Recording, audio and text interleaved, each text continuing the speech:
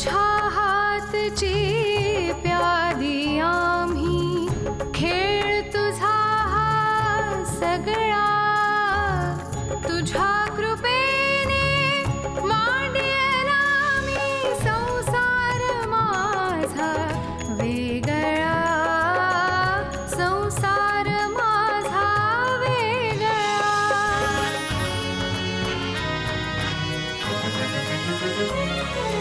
तोडून पाश मायेचे घेऊन श्वास मोकळा सानुल्या घरट्यातला संसार माझा वेगळा संसार माझा वेगळा. रुजुता माझ्याबरोबर पॅरिसला आली तर माझ्या कंपनीचं नाव मोठं होईल. माझ्या कंपनीचा बिझनेस संबंध जगात वाढवण्यासाठी मला तिचा उपयोग होईल. आणि त्यात आमचा काय फायदा होईल?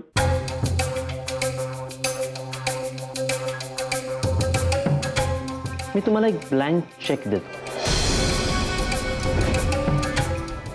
तुम्हाला नवीन बिझनेस करायचा आहे, त्यासाठी पैशांची गरज आहे. मी पुरवतो ना पैसा. मोबदल्यात तुम्ही एक छोटीशी गोष्ट करायची, अगदी छोटीशी, आणि ती तुम्ही मला 15 दिवसांकरता द्यायची. रुजुताचा सहवास. मी गेलो होतो सिद्धेश घाणेकरांना रिक्वेस्ट करायला की त्यांनी रुजुताला माझ्याबरोबर पॅरिसला पाठवावं.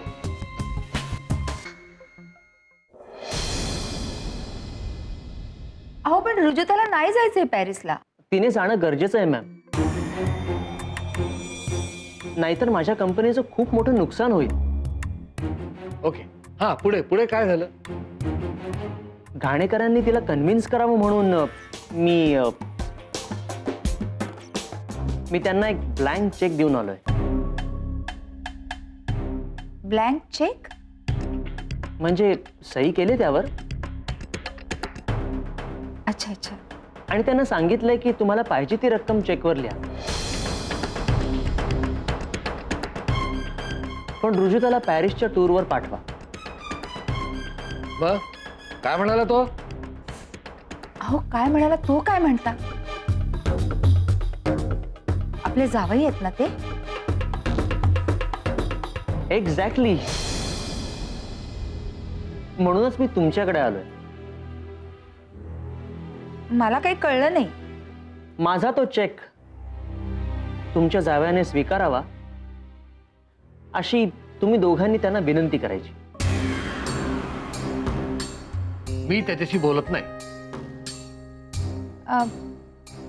परक्या माणसासमोर हे बोलायलाच पाहिजे का? It's okay. गाडगे साहेब त्यांच्याशी बोलत नसतील, पण तुम्ही तर त्यांच्याशी बोलू शकता ना. मी? ही ही ही नक्की बोलेल, नक्की बोलेल, बोलेल बोलेल. अहो रोज आपल्या मुलीबरोबर तासभर तरी गप्पा मारते, काय ग? हो पण हा. या बाबतीत मी नाही बोलणार.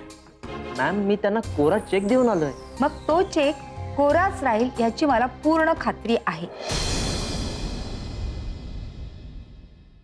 प्लीज मॅम, प्लीज तुम्ही रुजुताशी बोला. काय वाटेल ते झालं तरी मला ती हवी आहे. आय मीन माझ्या कंपनीला ती हवी आहे. तुम्ही एवढे घायकुतीला येऊ नका. मिसेस घाटगे आपल्या मुलीशी बोलतील.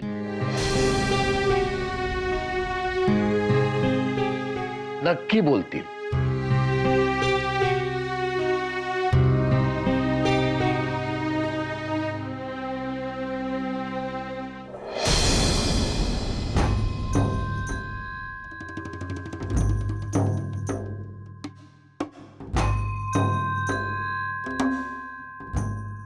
सिद्धेश, काय ग? चहा पी. अरे गार होईल. आणि उपमा केलाय मी, तो पण खाऊन घे. नाही आत्ता नको, नंतर खाईन. का रे, काय झालंय? तू जरासा अपसेट वाटतोयस मला. नाही ग, not at all. Come on, what's the matter? Nothing, really nothing. काय रिअली नथिंग सिद्धेश?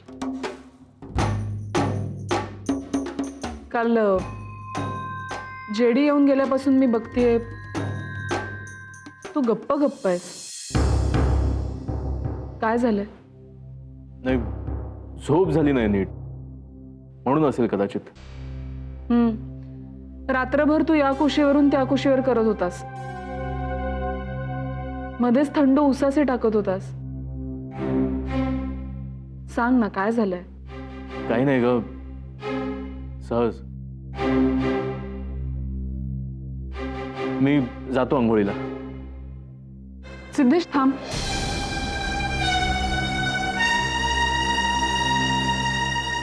मला आधी सांग काय घडलंय? कधी? काल जेडी आणि तू बेडरूम मध्ये बराच वेळ बोलत होता. काय घडलं? काही नाही ग, असंच.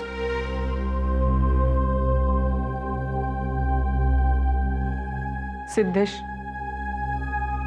तू मला काही सांगणार आहेस की नाही? काही नाही ग, असंच एका टॉपिकवर डिस्कशन झालं आमचं. काय विषय होता? तू. काय? तू तुझं पॅरिसला जाणं. हे काय माणूस आहे हा? मी कितीदा सांगितलं तरी याला कळत नाही म्हणजे काय? रुजुता, मला खरं खरं सांग, तुला का जावंसं वाटत नाहीये त्याच्याबरोबर पॅरिसला? सिद्धेश, कारण मला तुला इथे एकट्याला टाकून जायचं नाहीये. That's it. फक्त एवढं एकच कारण आहे? म्हणजे आणखी काहीच कारण नाही? आहे. काय? सिद्धेश, जेडीच्या मनात नक्की काय चाललेलं असतं याचा छडाच लागत नाहीये मला. त्याच्या मनात तू आहेस.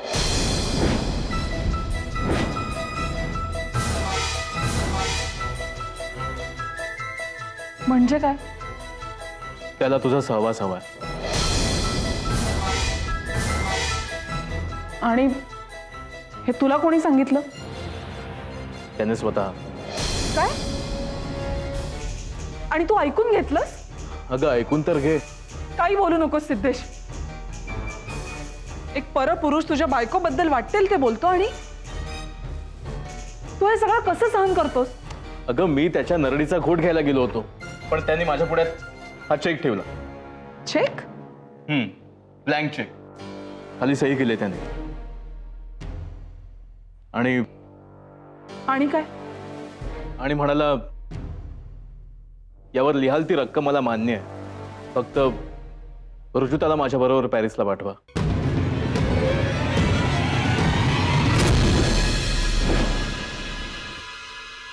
आणि तू तयार झालास? अगं तयार झालो असतो तर हा चेक कोरा राहिला असता का? नाही ना, मग फाडून टाकता नको आपल्या. भावनेच्या भरात चुकीचा निर्णय नको घ्यायला.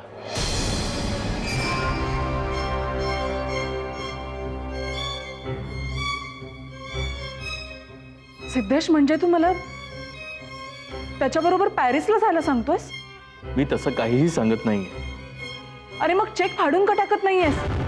कारण तसं करण्यापूर्वी आपण दोघं मिळून थोडा विचार करूया. नाही, काहीच गरज नाहीये सिद्धेश. माझा निर्णय पक्का आहे.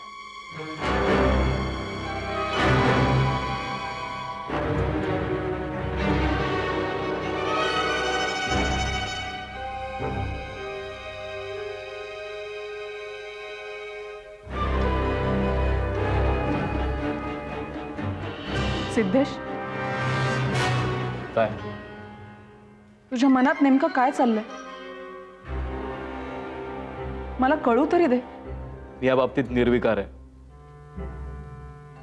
मी फक्त एवढाच विचार करतोय की हा चेक फाडून टाकल्यामुळे आपलं काही नुकसान तर नाही ना होणार? सिद्धेश, अरे आपलं काय नुकसान होणार आहे?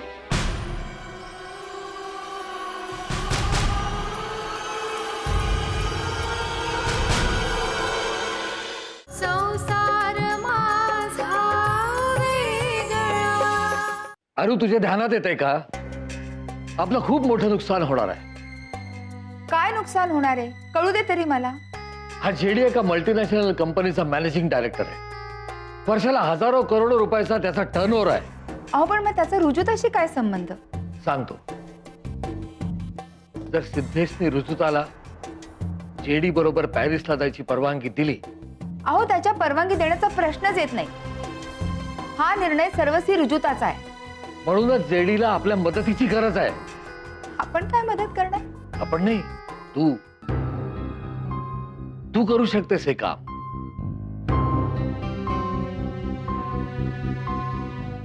कोणतं. ऋतुताला कन्व्हिन्स करायचं. नाही मी मुळीच कन्व्हिन्स करणार नाही. अगं ध्यानात घे, याच्यात तिच्याबरोबर आपलाही फायदा आहे. आपण जेडीला सांगू शकतो, जेडी आम्ही तुझं काम केलं, आता आमच्या फायद्याचं बघ. लोभ.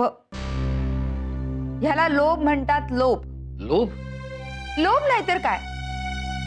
त्या जेडीची कंपनी विकत घेण्या एवढी ऐपत आहे आपली. आणखी कशाला हवाय तुम्हाला फायदा. रुजुतासाठी. रुजुतासाठी. हो, रुजुताबद्दल माझ्या मनामध्ये अपार छीड असली तरी शेवटी ती आपली एकमेव वारस आहे. आत्ता आपण तिच्यासाठी जेवढा पैसा कमावू तेवढा भविष्यात तो तिच्याच कामाला येणार आहे. आपल्या पैशाची तिला काही गरज नाहीये. सध्या ती पूर्ण समाधानी आहे. सध्या ती पूर्ण समाधानी आहे. पण भविष्यात तिला मुलं बाळ होतील, प्रपंच वाढेल आणि तेव्हा तिला पैशाची गरज भासेल. तेव्हाच तेव्हा बघून घेईल तिचं ती. हेच चुकतं आपलं. मुलं मुलांचं बघून घेतील आणि आपल्याला संधी असतानाही मुलांसाठी आपण काहीही करून ठेवत नाही. पण म्हातारपणी मुलांना कर्जबाजारी बघायची वेळ आली ना की आपण पश्चात्ताप करतो. तेव्हा असं वाटतं तरुणपणीच मुलांसाठी कमावून ठेवलं असतं तर आज त्या बिचाऱ्यांवर ही वेळ आली नसती. कुठल्याही परिस्थितीमध्ये रुजुतावर ही वेळ येऊ नये म्हणून माझा जीव तळमळतोय. तिची एवढी तुम्हाला काळजी वाटते तर तिच्याशी बोलत का नाही हो तुम्ही. तेही मी करेन. ती जर माझ्या मर्जीनुसार वागली तर मी तिला ऍक्सेप्टही करेन. किंबहुना मी त्या दिशेने टाकलेलं माझं हे पहिलं पाऊल आहे असं तू समज. फक्त त्यासाठी मला तुझं सहकार्य हवं. मला की नाही काही सुचेनासच झालं. त्याची काही गरज नाही. फक्त मी तुला सांगतो तेवढं कर. रुजू त्याला फोन लाव आणि फोनवर तिला एवढंच सांग, सिद्धेशला जेडीने दिलेला चेक ऍक्सेप्ट करायला सांग. पुढेही सांग की त्यातच आपल्या सगळ्यांचं कल्याण आहे.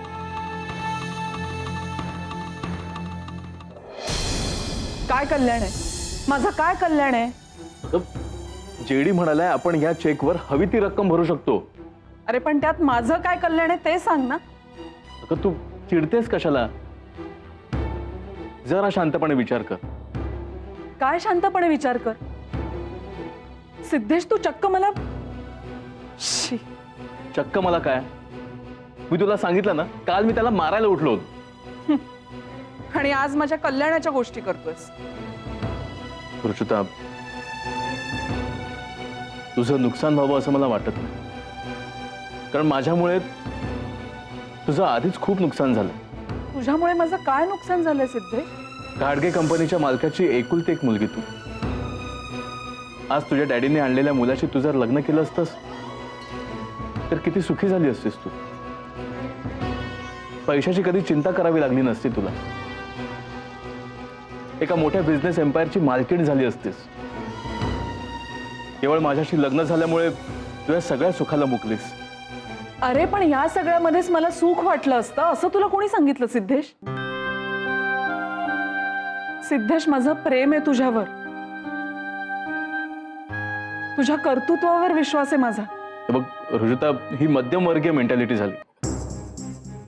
आज फक्त प्रेमाच्या किंवा विश्वासाच्या जोरावर जगता येत नाही. जग किती पुढे चाललंय. नवीन नवीन शोध लागतात. प्रत्येक गोष्ट महाग होत चालली आहे. घर महाग, मोबाईल्स महाग, औषधं महाग. जगाच्या खांद्याला खांदा लावून जगायचं असेल तर खूप पैसा लागतो, अमाप पैसा.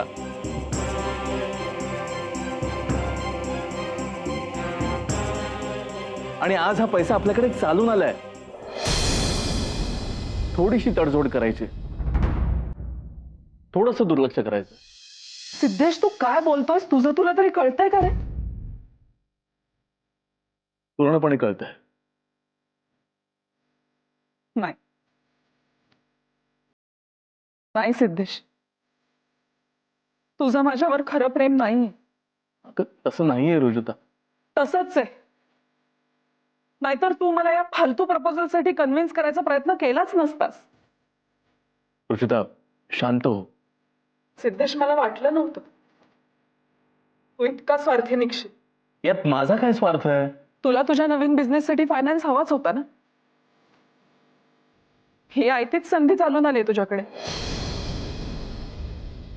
You are wrong. या चेकवर माझं नाही, तुझं नाव असणार आहे.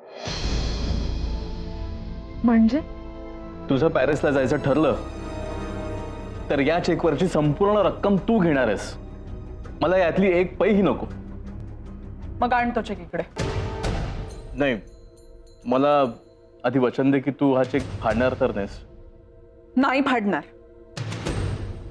फक्त जेडीला विचारणार आहे की या चेकची रक्कम कोणी घ्यायची, मी की तू.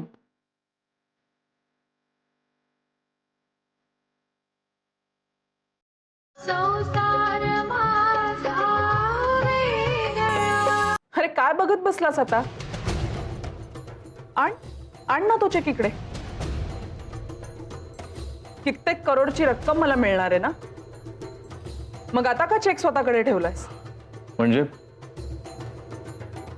हा चेक तू एक्सेप्ट करणार आहेस? अरे त्यात माझं कल्याण आहे म्हणतोयस ना. मग आण ना तो चेक इकडे. म्हणजे काय ठरवलं काय आहेस तू? कल्याण करायचं ठरवलंय. तुझं, माझं आणि त्या जेडीचं.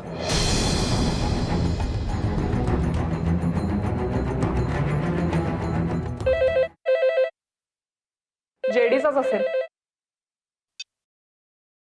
हॅलो रुजुता, कशी आहेस तू? मम्मी, मी मजेत आहे मम्मी. तू सांग ना, सकाळी सकाळी का फोन केलायस? काही नाही ग, तुझं अभिनंदन करण्यासाठी फोन केलाय. माझं अभिनंदन? कशासाठी? तुझं आणि सिद्धेशचं सुद्धा.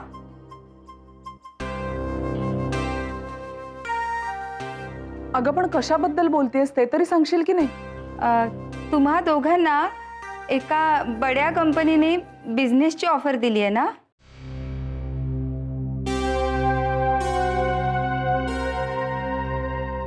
बिझनेसची ऑफर? नाही, तसं काही नाही झालेलं अजून. नाही कसं, कालच तुझा बॉस सिद्धेशला एक चेक देऊन गेला ना.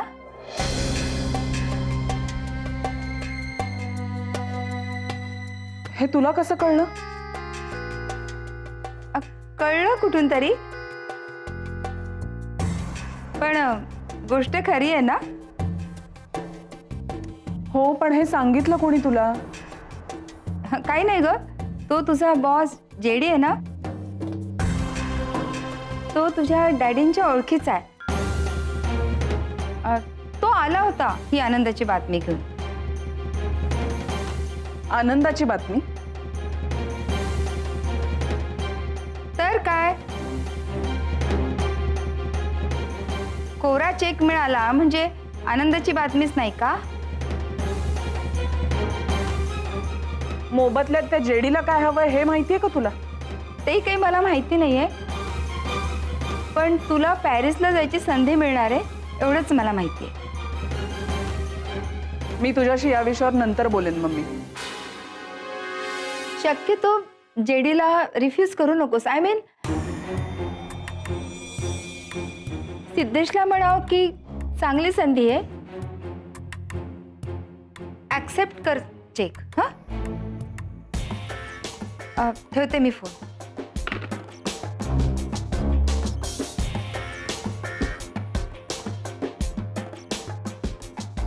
झालं तुमचं समाधान? हं? तुमच्या सांगण्यावरून मी माझ्या मुलीला चुकीचा सल्ला दिलाय. आता मला नरकात तरी थारा मिळेल का? काळजी करू नकोस. इथे नरकात मी तुझ्या सोबत असेल.